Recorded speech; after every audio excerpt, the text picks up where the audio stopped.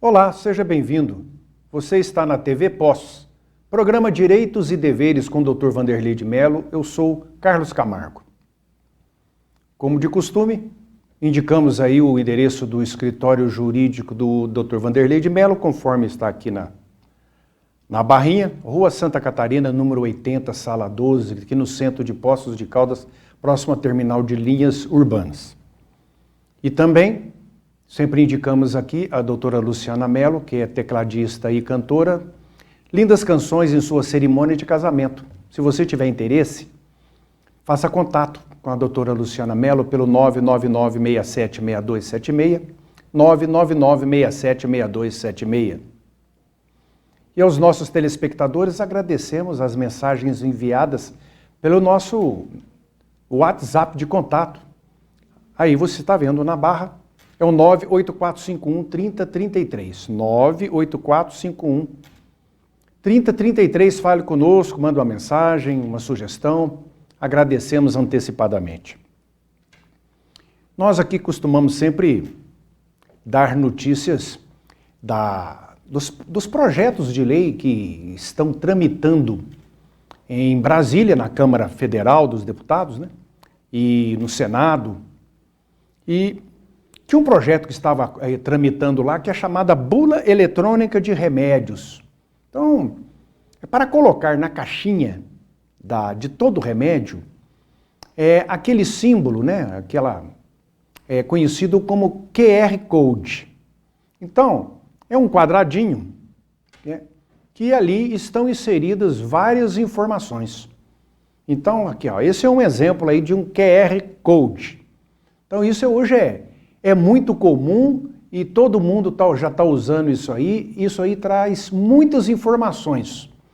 É como se fosse semelhante à chamada barrinha que tem nos produtos, né, que a gente compra, por exemplo, no supermercado, todos ali tem uma barrinha. E ali na barrinha tem a informação do produto e o preço, né, que quando passa no visor do caixa, ele então vai indicar que produto que é e qual é o preço que vai aparecer lá no monitor. Então aquele ali também, aquela barra, ela agrega ali informações sobre o produto. E o QR Code, esse quadradinho que eu mostrei aí, também é a mesma coisa. Acredito que em pouco tempo ele vai substituir a barrinha, porque ele agrega mais informações.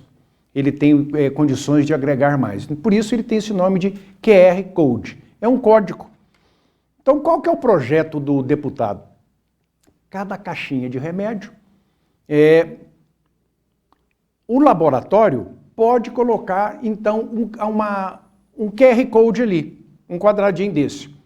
Com isso, a pessoa, o comprador do remédio, o paciente, ele vai através do seu celular, vai aproximar, né?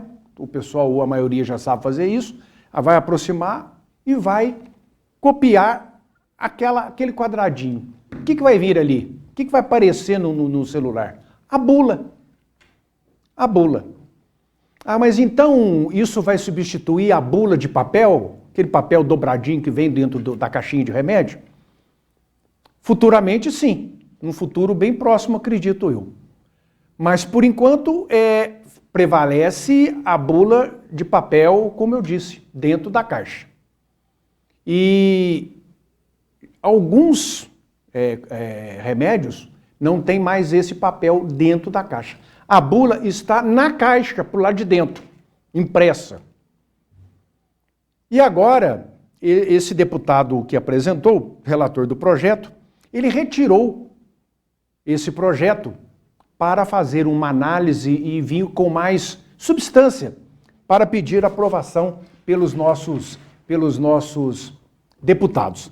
Então, o relator desse projeto de lei que cria a bula eletrônica de medicamentos, é uma PL 3846-2021, é o senador Nelsinho Trade, do PSD de Minas Gerais. pediu a retirada da proposição da ordem do dia do plenário da quinta-feira, dia 10 de março. Segundo ele, o relatório estará apto à análise dos senadores na próxima semana. Então, está em fase de construção.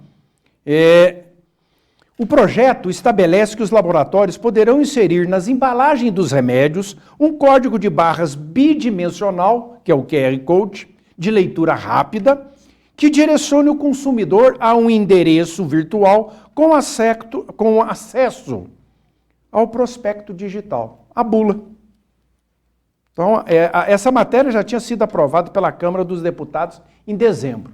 Então, isso logo vai retornar e logo vai ser apreciado, votado, acredito que vai passar, que vai virar lei, porque vai facilitar, porque a partir do momento que a pessoa puxa pelo QR Code, né, e fica no celular, ele se perder o papel da bula, perder a caixinha, uma coisa, né, muitas vezes pega um remédio depois e fala, nossa, para que é esse remédio mesmo? Está lá dentro do celular dele, ele vai lá e pode deixar em arquivo aquela bula. É uma facilidade, ok? Então, ainda no projeto de lei, não aparece se vai ser obrigatório ou vai ser opcional. Até então, me parece que é opcional para os laboratórios colocarem nas caixinhas dos remédios. Isso é uma modernidade que não adianta que... Como a gente fala aqui sempre, o programa de Direitos e Deveres é relacionado aí à advocacia também. Então, o Senado aprovou agora uma extinção de multa advogado que abandona processo penal. Bom, um advogado, por questão moral, ética, ele, quando assume um processo penal de um cliente, processo penal, criminal, ele não deve abandonar. Mas se for abandonar, abdicar de continuar defendendo o seu cliente, ele deverá fazer dentro das normas dos padrões, né? Informar o seu cliente que não deseja mais defendê-lo, propor aí um outro colega que possa fazer, tudo isso dentro de um prazo, né? Para que o cliente possa procurar um outro advogado, né? E assim, sem levar transtorno, né? Porque também é uma coisa de foro íntimo. Às vezes o advogado chega em um determinado momento, está defendendo um cliente no processo criminal e acha que não deve continuar mais e que não está bom para ele, etc, etc. Então ele vai abdicar daquilo, não quero mais. Mas acontece, infelizmente, um abandono. Então, deixa para lá. E com isso prejudica o cliente. Pode ser até configurar um crime de patrocínio infiel, que é um outro comentário, né? Fora desse que nós estamos posicionando hoje aqui. Mas o plenário do Senado aprovou agora, na última quinta-feira próxima passada, um projeto de lei que extingue previsão de multa aplicada diretamente por juiz ao advogado que abandona o processo penal.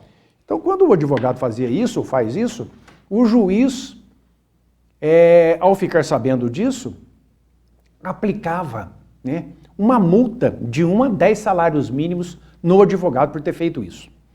Então, com esse projeto de lei agora, o juiz não vai mais poder fazer isso.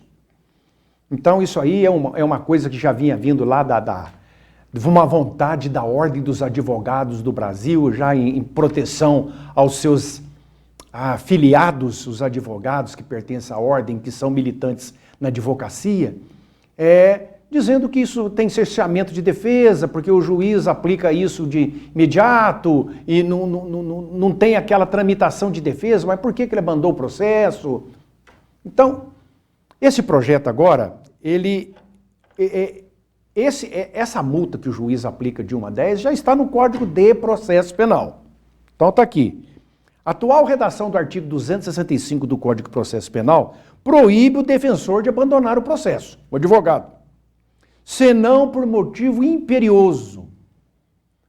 E o que seria motivo imperioso? Então, cabe aí vários entendimentos. O que é? Às vezes um motivo imperioso para um é imperioso para outro, não é? Quer dizer, de suma importância. Por que o advogado fez isso?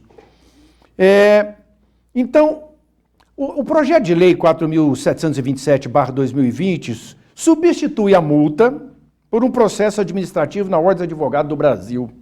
De autoria do senador Rodrigo Pacheco, do PSD de Minas Gerais, presidente do Senado, o texto agora será enviado à Câmara dos Deputados. A redação do artigo 265 do Código de Processo Penal proíbe o defensor de abandonar o processo, senão por motivo imperioso, como eu disse, comunicando previamente o juízo, sob pena de multa de 10 a 100 salários mínimos. Então, eu vou corrigir aqui que eu tinha falado que o juiz aplica a multa de 1 a 10 salário mínimo, não, é de 10 a 100 salários mínimos para o advogado que abandona o processo. Então, agora o juiz não vai poder fazer mais isso.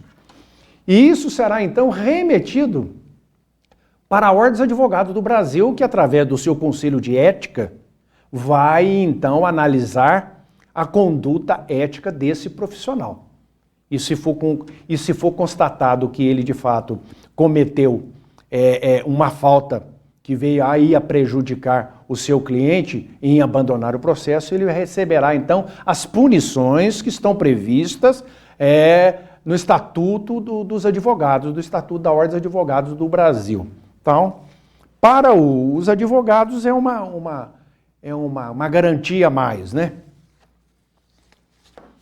Eu tinha falado aqui, uns tempos atrás, de um projeto de lei que iria fornecer às mulheres de baixa renda, às mulheres em situação de rua, em extrema pobreza, a distribuição gratuita de absorventes íntimos para mulheres.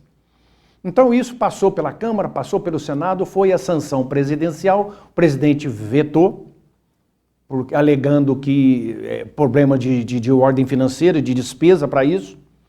Voltou então para análise do veto na Câmara e foi, melhor dizendo, no Senado, e foi derrubado. Ou seja, vai prevalecer o que foi aprovado na Câmara e no Senado. Então o Congresso, quando junta Congresso e Câmara, quando junta o Senado Federal com a Câmara Federal, é Congresso Nacional. Então, o Congresso Nacional derrubou nesta quinta-feira, dia 10, quinta-feira que eu digo, a próxima passada, os vetos à lei que cria o Programa de Proteção ou Promoção da Saúde Menstrual, que é a Lei 14.214. O veto foi derrubado por 64 votos a 1 no Senado e 425 a 25 na Câmara dos Deputados. Um dos dispositivos vetados e agora retomados na lei que prevê a distribuição gratuita de absorvente higiênico para estudantes de baixa renda em pessoas em situação de rua. Estudantes de baixa renda e pessoas em situação de rua, extrema pobreza. Com isso, então agora vai ter que precisar de uma regulamentação, né? Essa verba vai vir do governo federal, para atendimento aí via Estado, via Prefeitura, porque é a Secretaria de Assistência Social que tem o cadastro dessas pessoas, né? É a Secretaria Municipal da Educação que tem lá o cadastro dos alunos de baixa renda, das alunas, melhor dizendo, de baixa renda, aquelas que faria falta, né? Falta dinheiro até para comprar absorvente íntimo. Então vai ser resolvido isso aí. Agora é lei. Lógico que isso demora um tempo para se colocar em prática. Existe regulamentação dessa lei e vai vindo da federação para o Estado, do Estado para chegar nos municípios. Mas não deixa de ser uma ajuda substancial aí às mulheres que muitas vezes não tendo dinheiro, dificuldade financeira para comprar absorvente íntimo para o seu período da menstruação, acaba passando aí por dificuldades, utilizando até outras coisas que não seria o correto. O correto é o absorvente íntimo. Surgiu outras ideias aí, que isso aí ia favorecer um lobbying de indústrias aí, de laboratório, de farmacêutica, que produzem absorventes, que iriam então fabricar aí milhões e milhões a mais de absorventes íntimos, gerando aí, quem sabe, uma corrupção por parte de quem entrou com essa lei, porque aí ia favorecer os laboratórios, e são poucos laboratórios que fabricam isso, e surge conversa de toda a ordem, né? Então a gente não sabe se é verdade, se é mentira, mas que surge. Mas o importante, se de fato vai atender as pessoas que têm dificuldade financeira para comprar esse tipo de objeto que é usado aí nesse período, eu acho que é interessante a gente fazer isso aí. Tem uma outra coisa interessante aqui que eu vou pedir para colocar os dois investigadores da Polícia Civil, né, que nós tivemos aqui recentemente, foi publicado aqui na mídia de Poços de Caldas. Os investigadores Samuel Oliveira dos Reis e Daniel Luiz da Silva, que são lotados aqui na Delegacia Regional da Polícia Civil de Poços de Caldas, que foram promovidos por ato de bravura pelo Conselho Superior de Polícia Civil de Minas Gerais, em razão de conduta dos policiais no dia 22 de agosto de 2018. Na ocasião, Samuel e Daniel entraram em um prédio em chamas para resgatar um idoso de 70 anos, atitude crucial para salvar a vida do homem. Então, é muito raro na Polícia Civil promoção por ato de bravura. Então, esse é um caso aí, e eu deixo aqui consignado, registrado as nossas homenagens, os nossos parabéns a esses dois policiais civis aqui da Regional de Poços de Caldas, promovidos por atos de bravura. Essas atitudes engrandecem toda a instituição policial civil no sentido amplo, porque são pessoas voltadas mesmo com o princípio de servir a comunidade, né? O policial civil é um servidor público, né? Então ele está aí para servir ao público. Já que a gente volta.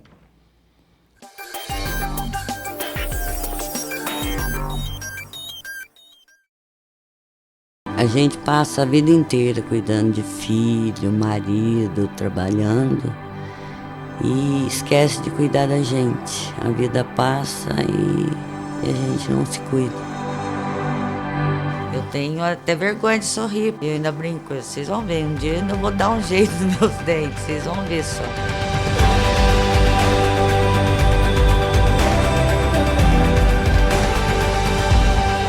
Eu sinto como se tivesse nascido de novo. Eu ganhei uma nova chance de ser feliz.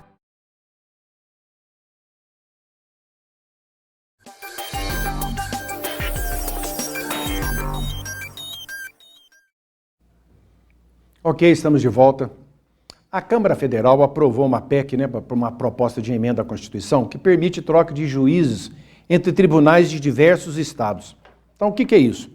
A Câmara dos Deputados aprovou na quarta-feira, dia 9 de março, em 2 turnos, uma proposta de emenda à Constituição, a PEC, que permite a troca de juízes estaduais entre tribunais de diferentes estados. A matéria segue agora para o Senado. Então, o que é isso? Quando um cidadão, um formado em direito, presta concurso para juiz estadual, ele, se passar no concurso, ele vai ser juiz somente no estado que ele passou. Então, por exemplo, quem presta concurso para juiz de direito em Minas Gerais, em sendo aprovado, ele vai trabalhar a vida inteira como juiz no estado de Minas Gerais. No caso de juiz federal, já é diferente. Ele presta concurso para juiz federal e ele pode trabalhar na Justiça Federal em um estado, na Justiça Federal em outro estado, porque é Justiça Federal. Ela abrange todos os estados e o Distrito Federal. No caso, como eu disse no início, dos juízes estaduais, eles fazem concurso para aquele estado.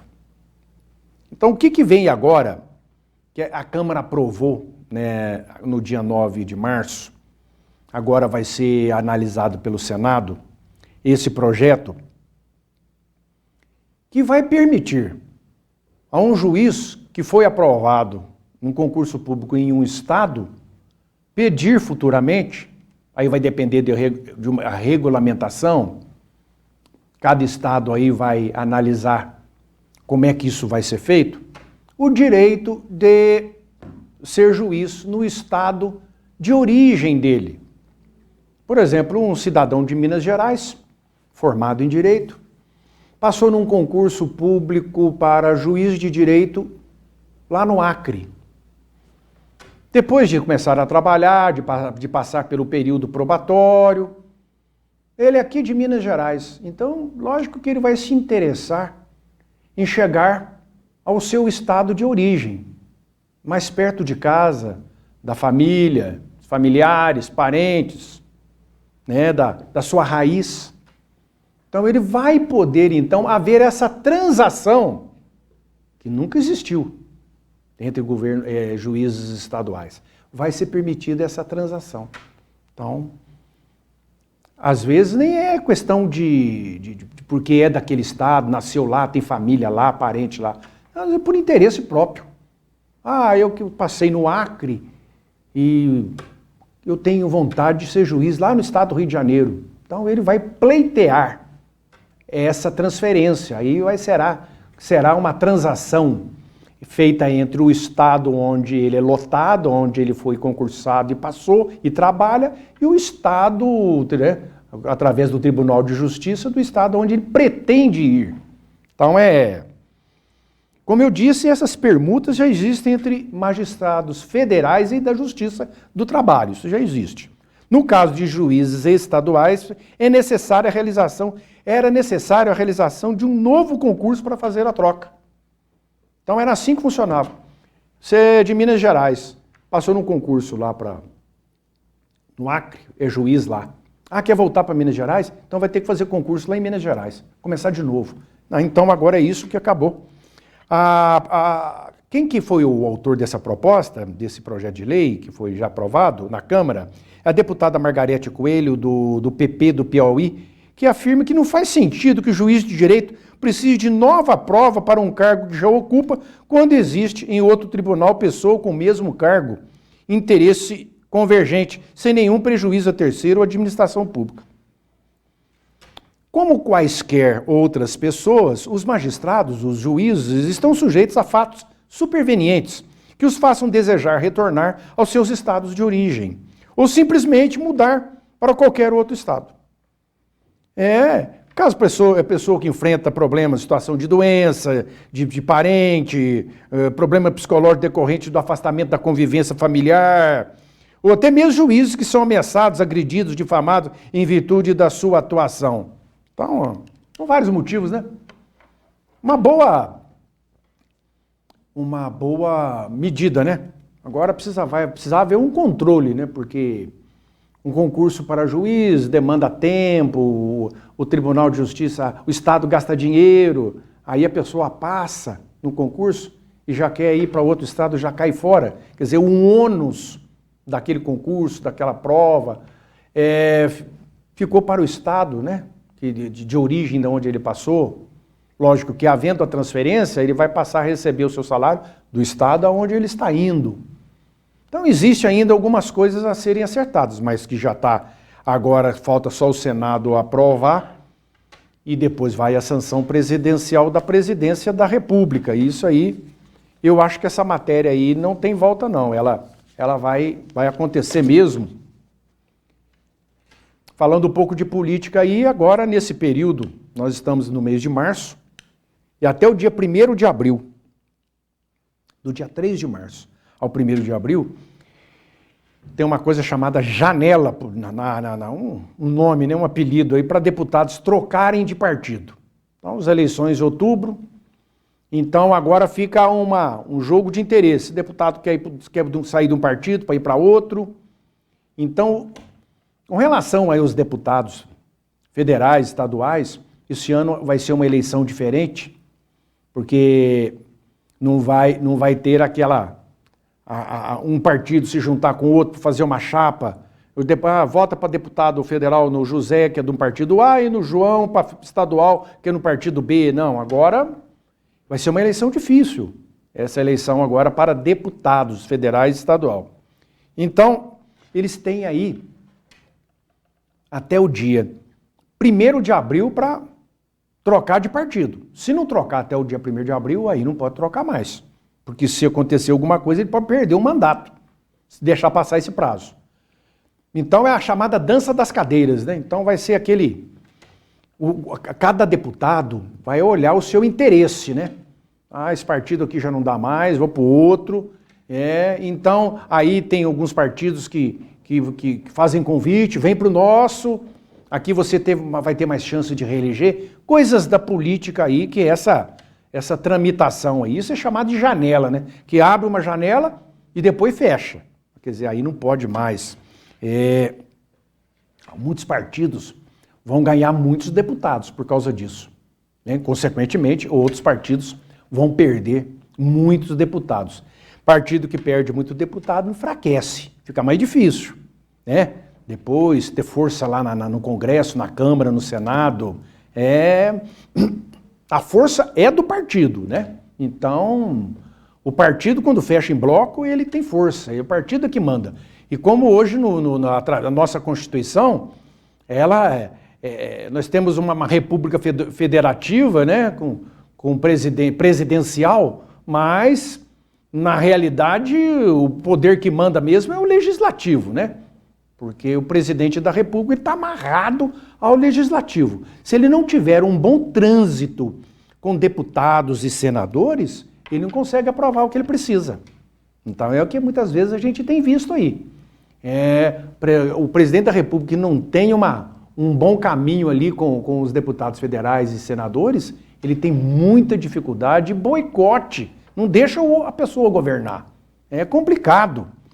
Então é pressão daqui, e aperta dali, né? É aquilo que tinha até pouco tempo atrás, né? Muito usado, que é o toma lá da cá, e assim vai indo, né? Tem um projeto de lei que é muito importante, eu entendo que seja muito importante, que obriga municípios com mais de 100 mil habitantes a ter asilo gratuito. Mais de 100 mil, então aqui atinge a nossa cidade, Poços de Caldas, e muitas cidades aqui do sul de Minas, né, algumas que têm mais de 100 mil habitantes. Então esse projeto obriga municípios com mais de 100 mil habitantes a ter asilo gratuito. E como é que vai ser isso? É um projeto de lei 215/2022, um projeto novo, que determina que os municípios com mais de 100 mil habitantes, e o Distrito Federal também, instalem e mantenham em funcionamento pelo menos uma instituição de longa permanência para idosos de natureza gratuita. O asilo, né? Hoje o nome correto que se dá para isso é instituição de longa permanência de idoso. Instituição de longa permanência para idoso. Em análise na Câmara dos Deputados, o projeto insere a medida no Estatuto do Idoso. Segundo o texto, a instituição passará a integrar o Sistema Único de Saúde, que é o SUS, mediante gestão compartilhada, confinamento e cooperação técnica entre os entes federativos para sua instalação, operação e manutenção. Essa proposta aí é da deputada Eli Santos, do Republicanos de São Paulo, e ela destaca que o grupo de trabalho para fortalecimento das instituições de longa permanência de idosos, que é conhecido como asilo, que funcionou até 2021 na Câmara de Defesa dos Direitos da Pessoa Idosa, detectou a necessidade de um número maior para atendimento aos habitantes das localidades. Logicamente, a população vai aumentando em idade, né? Hoje o número de idosos é muito maior do que há 10 anos atrás. E daqui 10 anos vai ser muito maior ainda. E nessa faixa etária, muitos aí precisam de necessidades especiais, de atendimentos especiais e de um local próprio, né? Hoje é muito comum aí, são chamadas casas geriátricas, local de atendimento de idosos, né? Onde a pessoa tem todo atendimento, né? Como se fosse um asilo, né? Esse nome é muito pejorativo, muito forte, né? Sempre, antigamente, a pessoa colocada num asilo é como se tivesse sido abandonada, jogada lá. Então, ficou um nome muito pesado, né? Então, por isso que foi agora criado esse nome que é comprido, né? Instituição de Longa Permanência para Idosos. Instituição de Longa Permanência para Idosos, ILPI. Então, a pessoa lá tem todo atendimento, né? Tem cuidadores, né? Lá tem a parte de enfermaria, de assistência de primeiro socorro. Então, as pessoas que têm condições financeiras, a família que tem condição financeira de pagar essas casas, conseguem abrigar aí os seus idosos com uma condição melhor. E aquele que não tem, né? Vão para os asilos. Os asilos, na maioria, são beneficentes. São beneficentes. São abnegadas pessoas que ficam aí para lá, para cá, pede dinheiro para um, pede dinheiro para outro, e a prefeitura dá um pouco, ajuda daqui, ajuda dali. Eles vão continuar. Mas esse projeto de lei aqui fala que cada cidade com mais de 100 mil habitantes deverá ter um asilo gratuito, 100% gratuito, com tudo que for preciso para abrigar idosos. Agora, quantas vagas terão nesse asilo, ainda essa lei não diz, vai depender de regulamentação também. Mas poderá também a prefeitura fazer convênio, né? Ela não vai bancar, ela não vai fazer, mas aquele que já está fazendo, ela vai bancar. É um assunto aí que vem ajudar a dar uma solução para esse tipo de pessoas que são idosas e não têm a mínima condição financeira da família pagar aí um local apropriado para que ele possa permanecer. Semana que vem a gente volta. Muito obrigado pela atenção. Fiquem com Deus.